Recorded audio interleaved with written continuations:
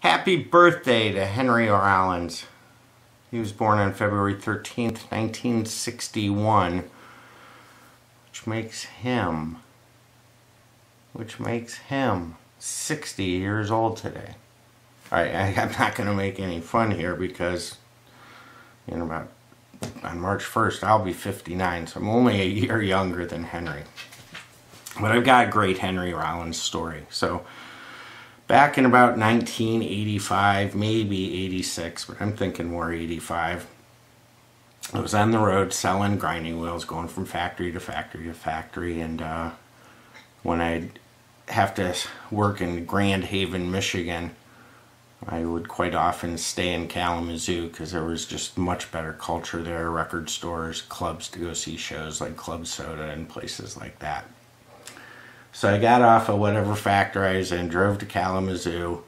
Before I hit my hotel, I went to downtown Kalamazoo record store, and I'm sitting there flipping through bins, And, when you're in a record store, and you can tell who the record junkies are, who flips through the bins quick, who just sits there and pulls out a record, but the people who dig through bins all the time, you can tell them. So I'm sitting there digging through the bins, and I got a guy to my left doing the same thing, and he's keeping pace with me, and like what record nerds do, you sit there and comment on each other's pulls. And so I'm sitting here chatting with this guy. He stinks to high heaven. I mean, just stunk.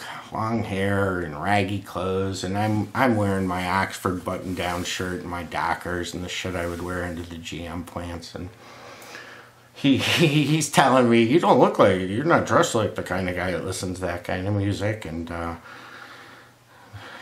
all I could do is chit chat, and the biggest thing that stuck out is these girls just kept coming up to him and talking to him, and he was blowing them off and more intrigued by digging through the records. And after it happened like 3 times, I looked over at him. I'm like, hey, what, are you somebody or something?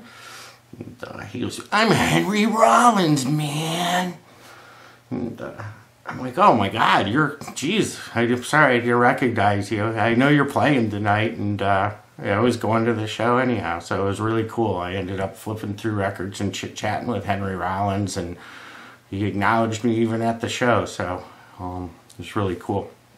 Also, he told me, hey, I'm about to go on the radio here, so I hightailed it back to the hotel and recorded him on WIDR, the local college NPR station, and that interview's been circulating around for a long time, but I'll be getting that up soon, making a nice little intro and all that junk for it. But anyhow, so happy birthday, Henry Rollins. To celebrate, we're going to watch you on The Tonight Show with Jay Leno from June 20th, 1994. And in this clip, Henry talks a lot about spoken word Henry, more so than Black Flag or the Rollins Band Henry. But he and Jay obviously liked what he saw when he checked Henry out doing his spoken word thing. They talked about the difference between comedy and spoken word, and Henry basically said he'd talk about anything in his life as long as it didn't kill him. So anyhow, so enjoy. Henry Rollins, happy birthday, 59 or 60 years old. I'll be 59. You're 60 today, Henry. Can punk rockers be 60? Yes, says Iggy Pop. Happy birthday, Henry. My next guest, one of the most interesting and exciting performers in music today. He's also best known as the lead singer in Rollins Band. He's also a writer, a publisher, and a spoken word performer and an actor. Please welcome Henry Rollins.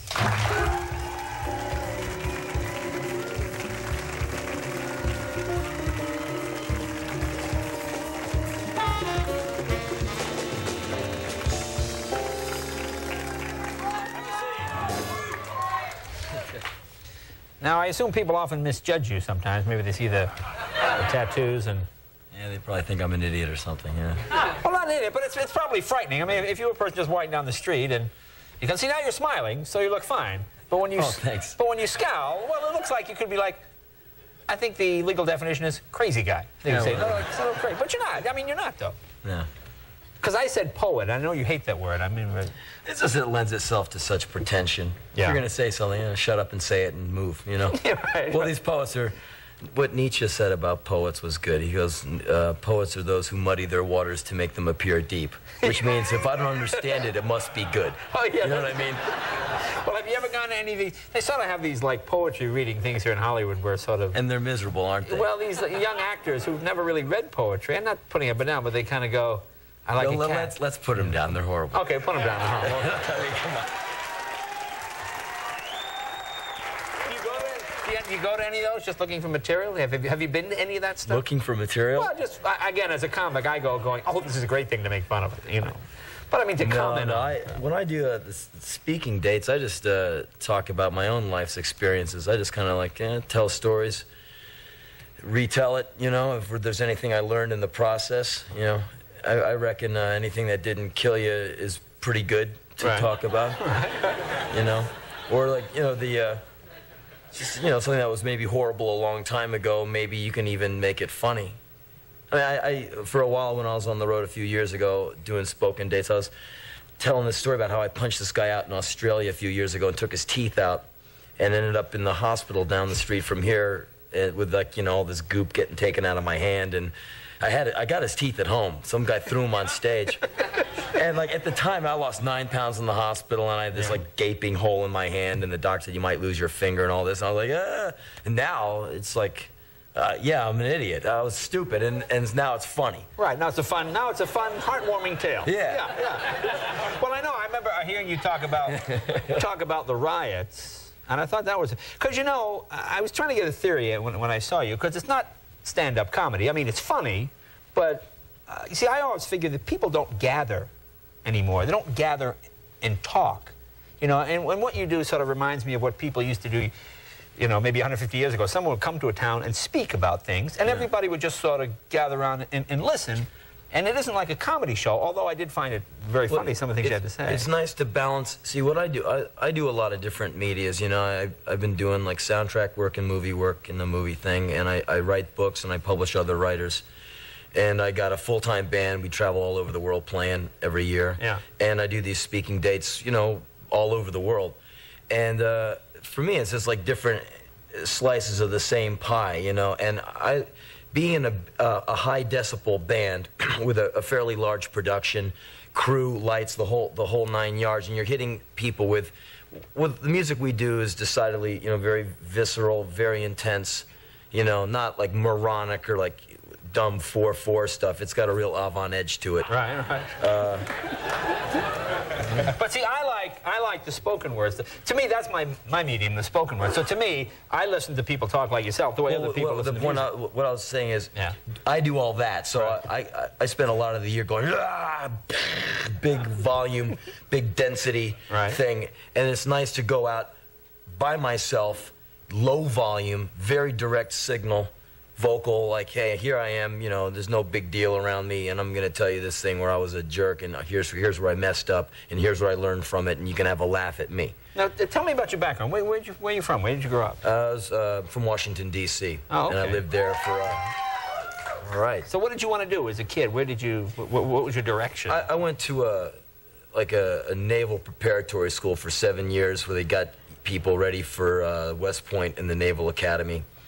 And I got sent there because I was like the problem student, you know, wise guy. And they changed your mind about that really fast.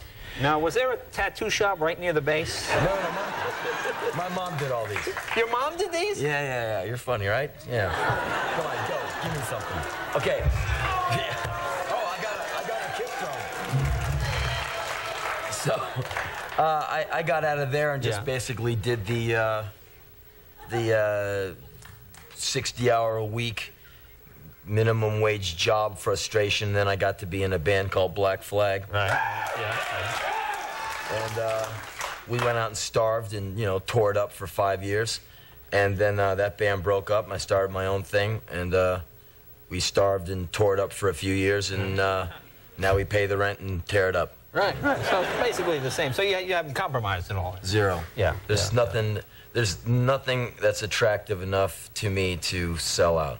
Yeah. Well, that's a good attitude to have. All they can suck you with is is money. That's the only thing they can sucker punch you with. And good sucker punch. yeah, it's a nice one, but if you have to look at yourself in the morning every day and go, I can still live with you, if that's a premium in your life, that's optimum. So tell me what selling out would be. Like with this, there are people who would say, well, you go on national TV, you go on a show like The Tonight Show, pretty mainstream show. Is that selling out? Making music where the intent is to sell units instead of making music that is meaningful. As in, if someone like a pretty obscure sax player named like Albert Eiler, okay, he made music because it was coming out of him.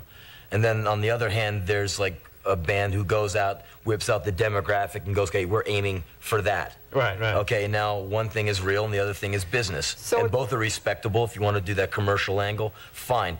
I never, I mean, well, it's nothing wrong with it. It's a lot like jazz, because we have this discussion like with Branford and I. It's like jazz. Branford plays the music he likes to play. Right. And if it sells 200,000 units instead of 200 million units, like some of these, he's still doing what he wants to do. And that's essentially what you're saying. Because you're a jazz fan too, right? Big time, yeah. Well, you know, some of the greatest records in the world never sell any. I mean, Monk never went platinum. And he houses anybody who, you know, there's nobody better than that guy. Miles never had platinum records. You know, but like all these little skateboard boys, they'll all have platinum records at the end of the year. Yeah, sure. Henry Rollins. Thanks, Henry. Be right back right after this.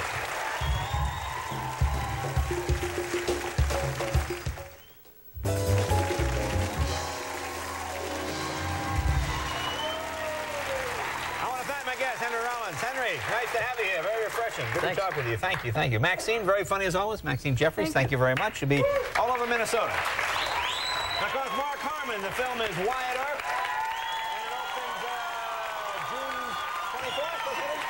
Tomorrow night, folks, Jonathan Winters will be here. The music of Crash Test Dummies. And Roy, the guy that does amazing things with his ears, Roy Phillips, that's his name, blows candles out, does stuff just to see the ear thing. You got to tune in. See you tomorrow night, folks. Thanks for watching. Bye.